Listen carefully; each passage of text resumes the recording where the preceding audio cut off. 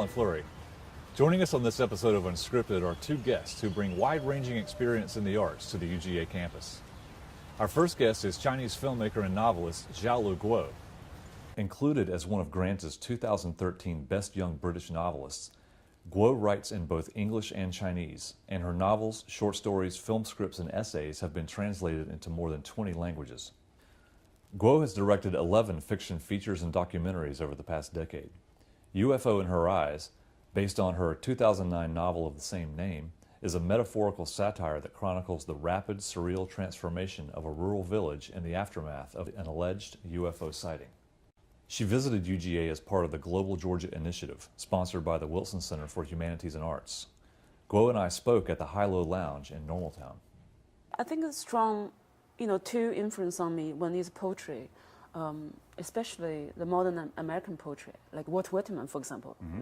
He probably my favorite poet, Walt Whitman, The Leaves of Grass. I think that's right. It's always somehow this kind of absolute love to life, and there's this positive kind of saying for the fullness of the life.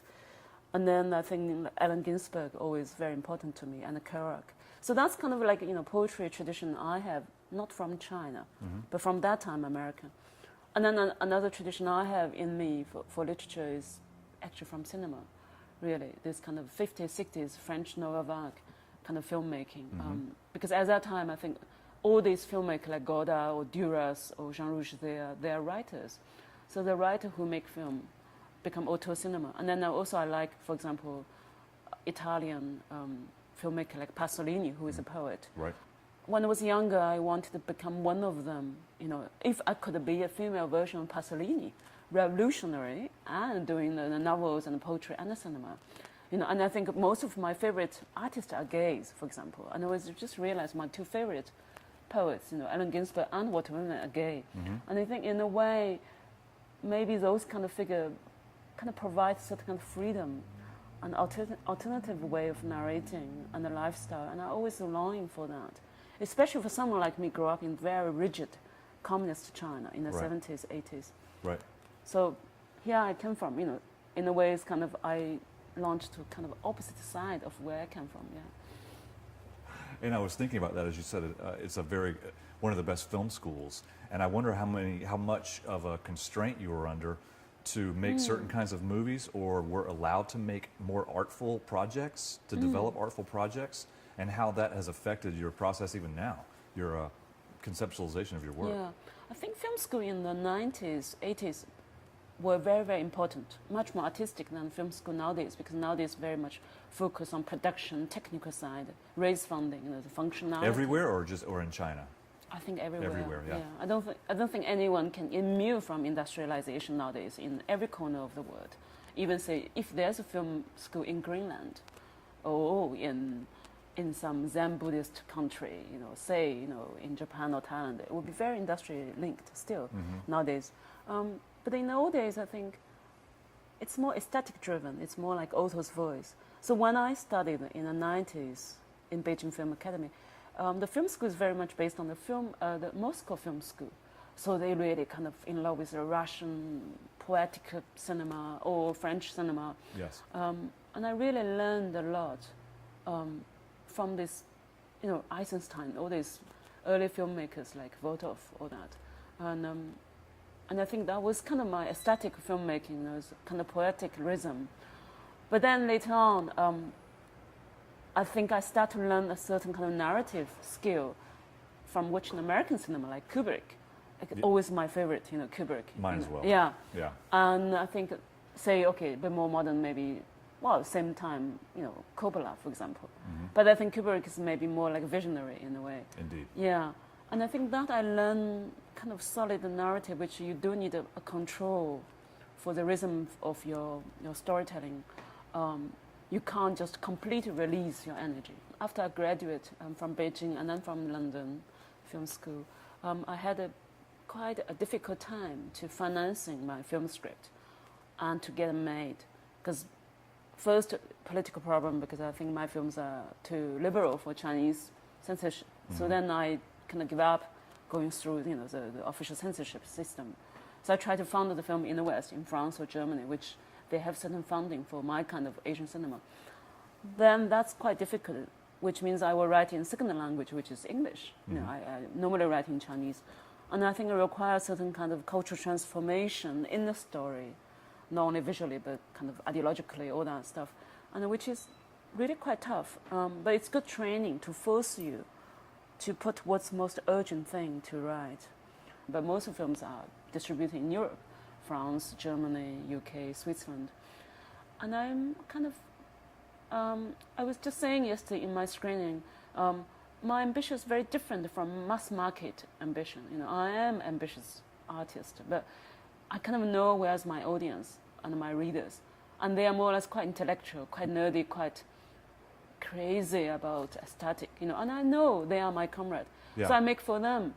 And then, it's kind of bonus. You come to Athens, in Georgia, and then you see the hundreds of young people there really like your work. And I think that's like bonus. It's not you are born as Quentin Tarantino, you are in the center of the American cinema making. Right. And I come from China, and I'm trained in Europe. So I'm happy with what I have now, really. Even on a small scale, making a movie involves a lot of people. There are actors, there are crew. There's a very rigid hierarchy involved. What do you like about that? Do you like that setting? Do you like the actual making part of making a movie? I hated filmmaking for years. And I think that's why I was in the film school for 10 years in China, and I never made one film. I only started to make film after I graduated, after I left my teaching film job. After I came to London to live as a writer, then I realized what's my knowledge for, what's my education for. Then suddenly I left China. I felt certain kind of naked freedom in a way, because no one knew. I couldn't really control the camera. So that's great. So I can just hire some camera student, to help me to do the work. But I think when I was in China, this kind of familiarity, the certain fear I had, to control my crew, control the camera, lighting and the cables and the finance, scared me out. So for 10 years in the film school after, I didn't make one film. I just wrote story, then I adapted the story into novel, basically. Yeah. Yeah, and in a way it's kind of easier because I can protect the originality of the story without giving to a producer or a filmmaker to make them dilute my kind of story. Right. And it worked, I published several books when I was in Beijing in China until the day I got really quite bored because I was still 20-something. I already published some books and I was doing okay and I was kind of young intellectual but angry. I didn't feel free. So I was 29 when I left China. I came to London. And on the year of 30, I started to make my first film. And that was the beginning of everything. The more I make film, the more I write novels. It's strange because they provoke each other and they make me think, oh, the next story should be this. And then I felt, okay, this story should be novel, not film, because a certain kind of monologue quality. And then when I finished this novel, I realized, oh, that story, it could be cinema because then I can go out to learn from life. So it's good rhythm in and out. Right. And I found it quite healthy in a way to be able to do both. Because I'm a writer, anti-writing. I found the writing kill life, kind of kidnap the reality. So, of course, intellectual speaking, everyone say, writing is another way of living. But for me, I want a vivid life. Yes. Actual? Yeah, actual physicality of reality. The street, the smell, the people, the food, the landscape. If I could walk and write, I will walk and write. So, but then you can't. You sit in your kitchen every day, at night in solitude, without going out, to really absolutely living there. So I guess it's kind of negotiation with your art format. And I found a film. I always felt I should belong to that generation, which, used writing as kind of intellectual exercise, not only as mere storytelling tools. And I often felt very kind of desolate and angry in nowadays writers' world. You meet some writers, they tell you, the stories about, the story. And at one point I said, and what's behind it? what's there after the story? Is that all the story? Yeah. And then some writer will say, yeah, that's it. Story is everything. Then I go really, really kind of desolate. Yes. And I said, well, then it becomes production anti-life. You know, I think once I read one essay by the German philosopher called Theodor Arnold. He's one of post-Marxist, and he wrote this book called Minimal Morality, Reflection on a Damaged Life. So he comments on the art and production and how the human society become alienating ourselves because production starts to anti-life, and we merely survive for the production purpose. We no longer live, you know. And he was saying life doesn't live, and this is not life. And I think I was very affected by that. I don't want to write which against life in a way, you know. Write is in order to think and reflect. So I don't really like those kind of genre writing. Also, although I respect lots of writers, you know, like Stephen King, I respect their skill, but I have no patience to read through each page just in order to get some kind of trivial pleasure. Right. And I don't have It's that. consumption. Yeah. What role does, if any, does a thirst for beauty play in your work? For me, aesthetic beauty in books and in film is so important. I don't want to say the first thing, you know, but it's as important as narrative, storytelling. But then when I say narrative, is certain kind of a writer's vision being conveyed through certain kind of basic elements, you know, maybe, you know, a bit storytelling, the arc of the dramatization. But again, if you have certain confidence with your readers, then you can stretch a bit more without impatiently deliver story after story, you know, like those fast-paced Hollywood cinema. Absolutely squeeze out the potential space of thinking and reflecting. But then again, we are in this kind of naked market, which all our books and films will be eventually censored by the commercialization, you know, out, because there's no one buying it. And why no one's buying it? Because it completely been smeared by the easy, quickly done product of the consuming society. So even me, you know, we're not immune from that at all. You know, No. when we choose product to buy, you know, we immediately choose something we heard of. You know, We're loyal to brands. Exactly. All this, yeah. So we're a part of this complexity.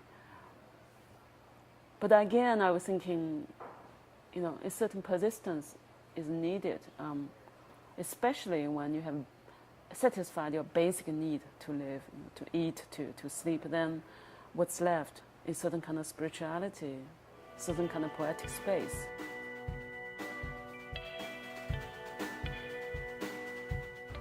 Our next guest is Jed Pearl, one of America's leading writers on contemporary art. Art critic for the New Republic and former contributing editor at Vogue, Perl is the author of New Art City, Manhattan at Mid-Century, and Antoine's Alphabet, Watteau and His World.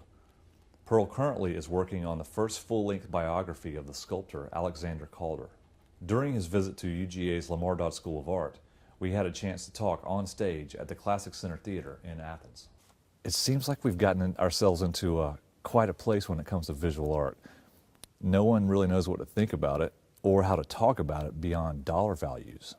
And at the same time, the big museums, they put on these blockbuster shows that essentially reinforce the same message. Well, in the art world, as in many aspects of our culture today, we're living in a gilded age. I think there's a lot of agreement about this. Art is particularly vulnerable because works of art are bought and sold. So in some sense, art really takes the brunt of some of the Gilded Age quality of cultural life today. Though I have to say, I think we see similar issues in the world of publishing and literature, books and magazines, the music world. There are similar kinds of problems. I think part of the problem we're grappling with today is the whole question of what is the place of art and of what we call, for lack of a better word, high art. Whether it's painting or opera or dance. And I think the issues are not that dissimilar in many of these fields. The question is, what is the place of this kind of art in an open, pluralistic, democratic society? And I think there's a very complicated balance that we really want to maintain, which is, on the one hand, wanting to make access to the maximum number of people possible, while on the other hand saying the experience of a Rembrandt or a Picasso is a complicated, subtle experience that is not maybe for all people all the time. And I think that this struggle to keep a balance between the openness of our society and the value that our society places on numbers, metrics, how many people came in the front door, how many people saw the show. On the one side, all the kind of weight of an open society, of a democratic society, and of a society where we care about money, we care about numbers. There's, on the one side is that, and on the other side there's how do we preserve this kind of complicated, subtle, artistic experience that we want people to have. And I think we're really at a point of great struggle and stress about this today. Subtle is a very important word. When you're standing in front of a painting, it takes time. Yeah. It takes a lot of knowledge. Right. You've got to know a lot about yourself. You've Right. got to know a lot about the world. Right. Everything I just said, I feel like we're breaking down at every point along the way. Right. This is a very rich country. You know, this is a rich society, and it I have to say it drives me crazy to see how little of our wealth goes into culture. And I'm talking about everything from arts education in schools, talking about, you know, in New York City recently, the New York City Opera, which is one of the great kind of open populist companies, closed, you know, in the last year. Libraries are struggling in many places. I think we have to rededicate ourselves to the idea that culture, the arts, are key. It's just that simple. And we can't even explain all their importance, okay? But we have to believe in it.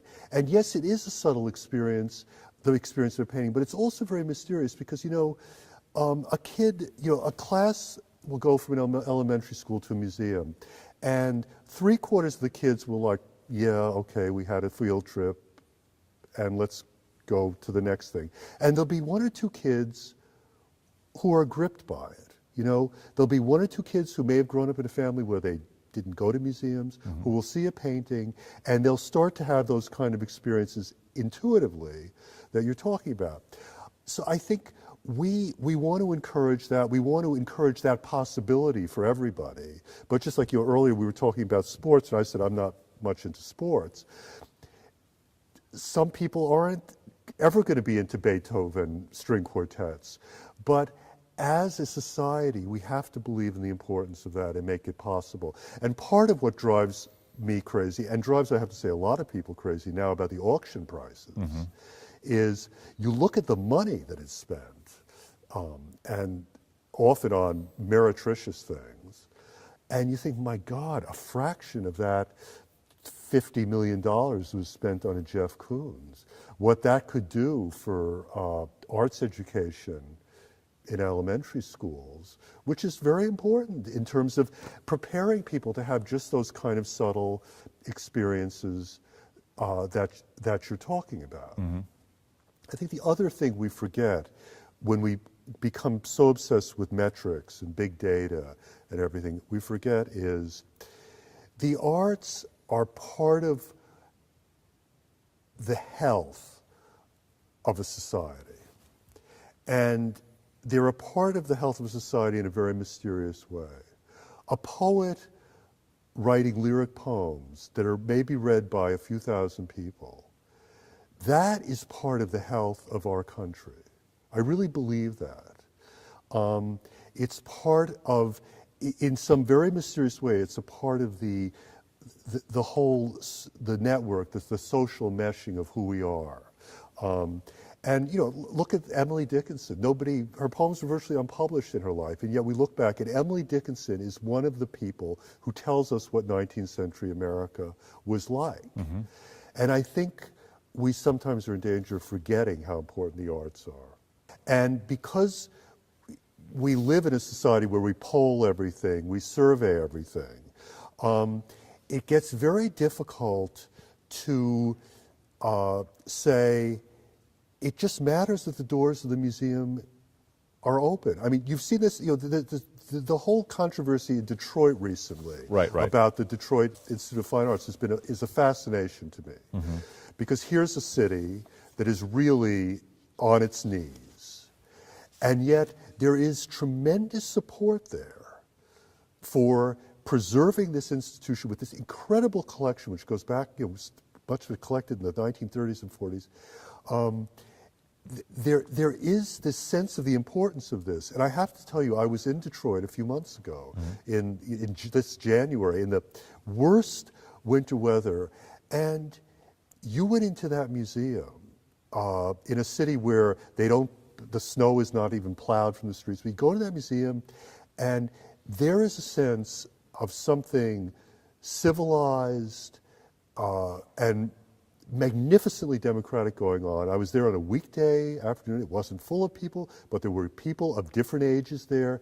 And there was a sense that, it sounds like a cliche, but this is what America is about, this kind of possibility. So I think people want it, but they sometimes don't know how to argue for it now. The other challenge we have today is, I think people have lost track of the difference between popular art and what we call, for lack of a better term, high art. And I am not, look, I'm a 60s guy. I grew up with the music, buying, you know, the Beatles and Bob Dylan and Aretha albums singles as they came out. But I think people sometimes forget that popular art does something different in our world than paintings or string quartets or poems. The great thing about popular art is that we share it communally. Mm-hmm. You know, people will talk about the summer we fell in love and they were playing our song. You know, you went into any restaurant or bar and the same song was on the jukebox. And part of the great thing about those kind of experiences and the greatness of those kind of performers and artists is that they crystallize at a moment an emotion which wide range of people are feeling. It's the same thing with great Hollywood movies. Yeah, the collective experience. Right, everybody's seeing. I think we tend to go now, or a lot of the sort of cultural arbiters go to the museum experience or the concert hall experience with the same expectation, which is a mistake.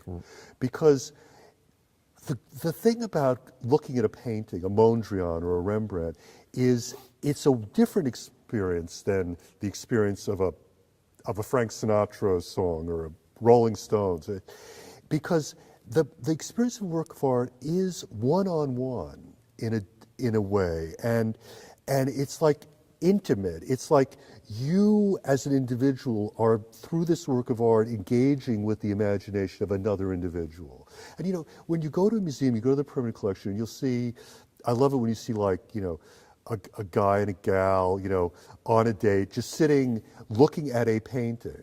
And it's like a very personal, intimate thing that's going on. And it's different from going to the multiplex and, you know, watching Gravity, or, you know, or so, you know, a big movie with a lot of people. And I wouldn't even say one experience is better or worse than the other, but they are different kinds of experiences. And I think our society sometimes forgets the importance of these intimate art experiences.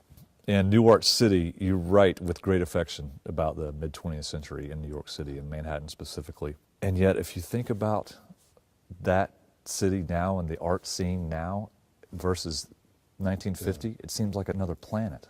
Yeah, it is. New York is now the center of the art world, for better and for worse.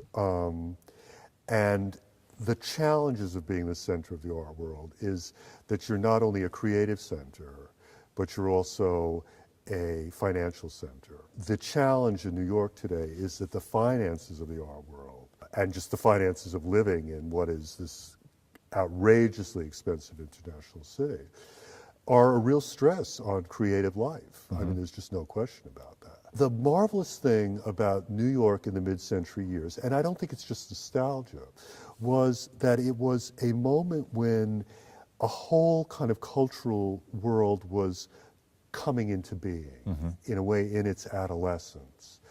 And there was a kind of rawness about it, but there was an openness about it, and there was kind of sense of limitless possibilities. Galleries could be opened very inexpensively. And many of the most important galleries, I mean, there were downtown, there was some cooperative galleries, artist-run galleries, which were immensely important.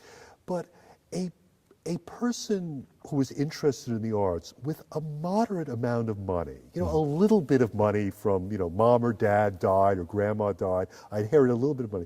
You could open a gallery in Midtown Manhattan and advertise in the art magazines, and that's the kind of place where people like Jackson Pollock showed in those mid-century years.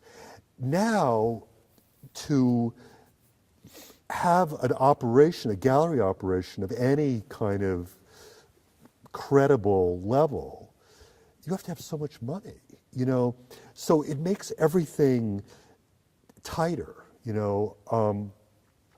Many of the artists who mean so much to us today, they didn't sell anything in their early years. Even when they were hailed by reviewers, everybody talks about Clement Greenberg, praising Jackson Pollock and de Kooning in the 40s. These people sold barely anything in the 1940s. Okay? Right. I mean, among a certain group of people by the early 50s, the abstract expressionists, de Kooning, Pollock, Rothko, Reinhardt, Newman, these people are regarded as important in a certain world, but they didn't sell in significant amounts until the late 50s or and really it's in the early 60s that it explodes. So everything was on a different scale, you know what I mean? And I think sometimes, it comes back to what we were talking about numbers and stuff, we get so obsessed with numbers today that it's hard to let things grow, you know what I mean? It's hard to let things evolve. I mean, this is one of my great worries just about our culture in general. I mean, young writers, if they don't get a certain number of hits when they put something online, it's like, oh my God, it doesn't matter. When it takes time for ideas, images to kind of find their proper, community. Quality is always a struggle. I mean, you can read Baudelaire, the great 19th century French poet and critic, writing about the salons in the 1850s, 60s. He's like, oh my God, it's a disaster, and the public doesn't know what they're thinking, and and you read this stuff, you think, my God, it sounds like right now, and yet there was such great stuff being done. So I think, people sometimes don't understand. I say to people, when I complain or get mad about things, often we get mad out of passion and because we care, and sometimes we say negative things out of an optimism. You know what I mean? Yes. We criticize because we care, and that was certainly the way Robert Hughes was. When Robert Hughes was pissy about things, it was because it mattered to him. And I think we have to remember that the fight is part of what being engaged with the arts. The fight for the arts is part of what caring for the arts has always been about.